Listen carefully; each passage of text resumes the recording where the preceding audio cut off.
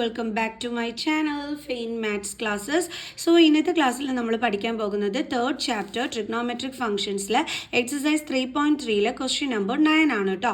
അപ്പോൾ എൻ്റെ ചാനൽ കാണുന്നവർ സബ്സ്ക്രൈബ് ചെയ്യാനും ലൈക്ക് ചെയ്യാനും കമൻറ്റ് ചെയ്യാനും മാക്സിമം ഷെയർ ചെയ്ത് സപ്പോർട്ട് ചെയ്യാനും മറന്നു പോകരുത്. ഓക്കെ, അപ്പോൾ നമ്മുടെ ക്വസ്റ്റ്യൻ ഇതാണ്. Prove cos 3 pi by 2 plus x into cos 2 pi plus x into cot 3 pi by 2 minus x plus cot of 2 pi plus x is equal to 1. ഇതാണ് നമ്മളോട് എന്ത് ചെയ്യാൻ പറഞ്ഞിരിക്കുന്നത്, ഇവിടെ പ്രൂവ് ചെയ്യാനായിട്ട് പറഞ്ഞിരിക്കുന്നത്.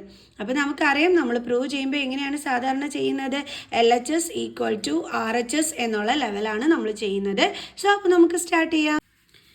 അപ്പോൾ നമുക്ക് എന്ത് ചെയ്യാം, ഫസ്റ്റ് ഓഫ് ഓൾ നമ്മുടെ LHS സൈഡിലുള്ളതൊന്ന് എടുത്ത് എഴുതാം. LHSൽ എന്താണുള്ളത്, cos of 3 pi by 2 plus x into cos of 2 pi plus x into then cot of 3 pi by 2 minus x plus cot of 2 pi plus x. ഇതാണ് നമ്മുടെ LHS സൈഡിൽ ഉണ്ടായിരുന്നത്. ഇനി എങ്ങനെയാണ് ഇത് ചെയ്യുന്നതെന്നുള്ളത് നമുക്ക് നോക്കാം. അതായത് ഇപ്പം ഇവിടെയാണെന്നുണ്ടെങ്കിൽ cos of 3 pi by 2 plus x എന്നാണ് കിടക്കുന്നത്. ഈ എക്സ് റെപ്രസെൻ്റ് ചെയ്യുന്നത് ആംഗിളിനെയാണ്, അതായത് തീറ്റേനെയാണ് റെപ്രസെൻ്റ് ചെയ്യുന്നത്. ഈ 3 pi by 2 പ്ലസ് അതെന്തിനാണ് കൊടുത്തിരിക്കുന്നതെന്ന് വെച്ച് കഴിഞ്ഞാൽ, ഒന്നാമത്തെ കാര്യം നമ്മുടെ ട്രിഗ്നോമെട്രിക് ഈ ഫംഗ്ഷൻ ഉണ്ടല്ലോ അതിലെന്തെങ്കിലും ചേഞ്ചസ് വരുന്നു എന്ന് അറിയുന്നതിന് വേണ്ടിയിട്ട്. ചേഞ്ചസ് മീൻസ് കോസ് സൈൻ ആകുന്നോ അല്ലെങ്കിൽ ടാൻ കോട്ട് ആകുന്നോ ഇങ്ങനെയൊക്കെ ചെക്ക് ചെയ്യുന്നതിന് വേണ്ടിയിട്ടാണ് ഈ 3 pi by 2 പ്ലസ് വരുന്നത്. അത് ഒന്നാമത്തെ കാര്യം. രണ്ടാമത്തെ കാര്യം ഇത് ഏത് ക്വാഡ്രന്റിലാണെന്നും കൂടി അറിയാൻ വേണ്ടിയിട്ടാണ്.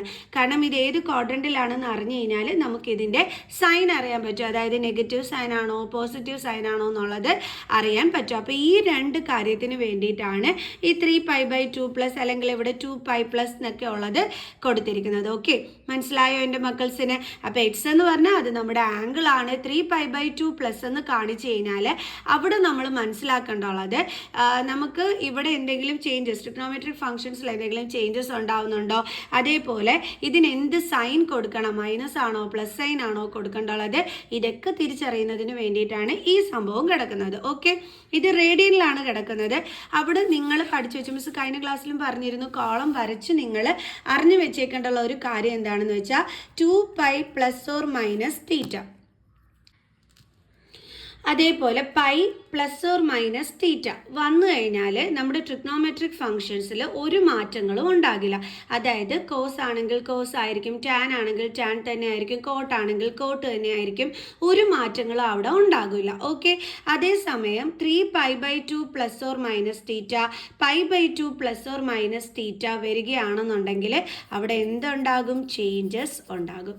ഇപ്പോൾ കോസ് ആണെന്നുണ്ടെങ്കിൽ അത് എന്തായിട്ട് മാറും, സൈനായിട്ട് മാറും. ടാൻ ആണെങ്കിൽ അത് എന്തായിട്ട് മാറും, കോട്ടായിട്ട് മാറും.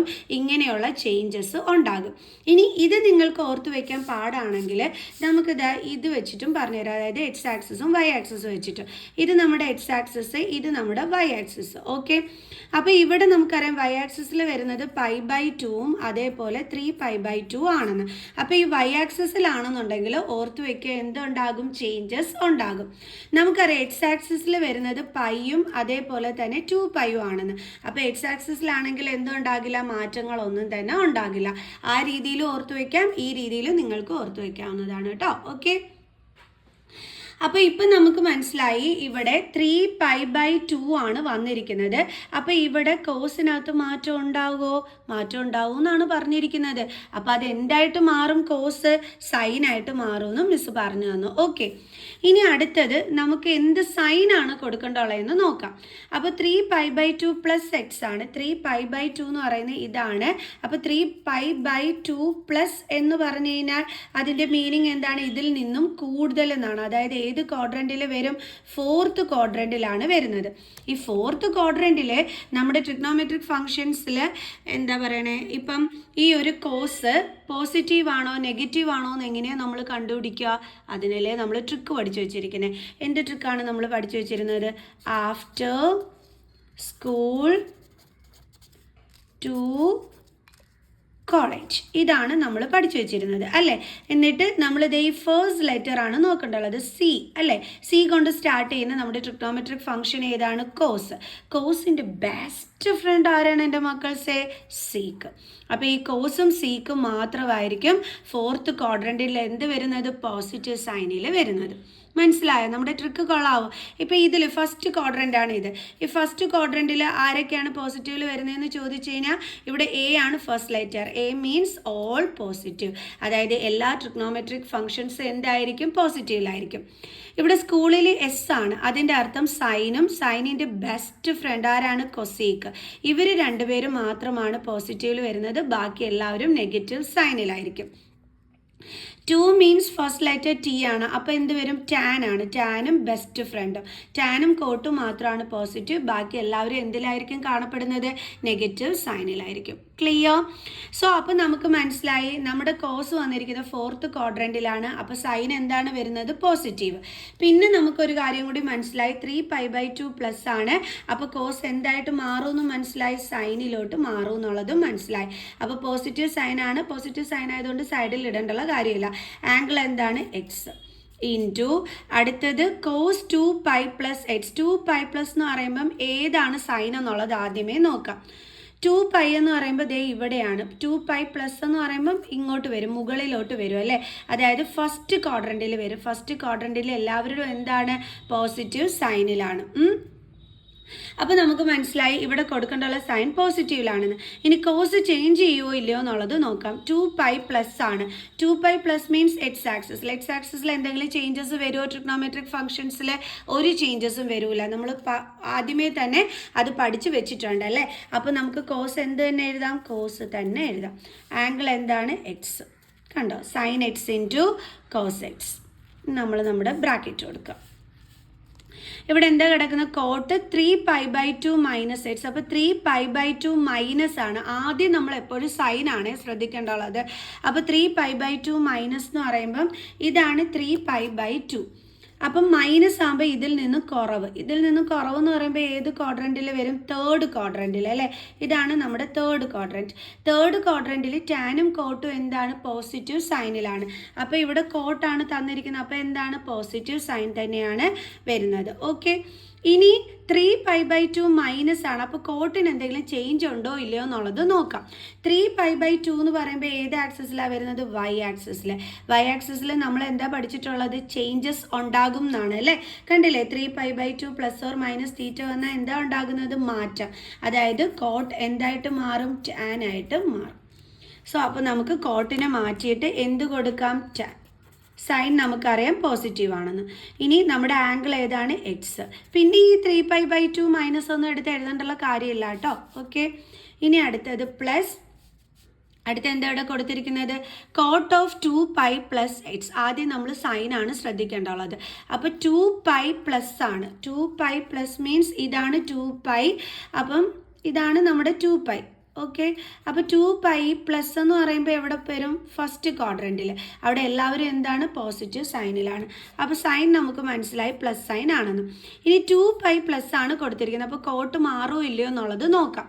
2π പ്ലസ് എന്ന് പറയുമ്പോൾ എക്സ് ആക്സിസ് ആണ് അല്ലേ. എക്സ് ആക്സിസിലാണ് ഈ 2π ഉള്ളത്. അപ്പോൾ എക്സ് ആക്സിസിൽ എന്തെങ്കിലും ചേഞ്ച് ഉണ്ടോ? ഒരു ചേഞ്ചസും ഇല്ല. കണ്ടോ? ഓൾറെഡി നമ്മൾ പഠിച്ചു വെച്ചിട്ടുണ്ട്. അപ്പം അതിൻ്റെ അർത്ഥം കോട്ട് എന്താണ്? കോട്ട് തന്നെയാണ്. അപ്പോൾ നമുക്ക് എഴുതാം കോട്ട് എക്സ്. സൈൻ പ്ലസ് ആണ്. ഓൾറെഡി നമ്മൾ കണ്ടുപിടിച്ച് കഴിഞ്ഞു. ഇനി എങ്ങനെ എഴുതും നമ്മൾ? Sine x into cos x. അതേപടി തന്നെ എഴുതാം, നമുക്ക് മാറ്റാനൊന്നും ഇല്ല.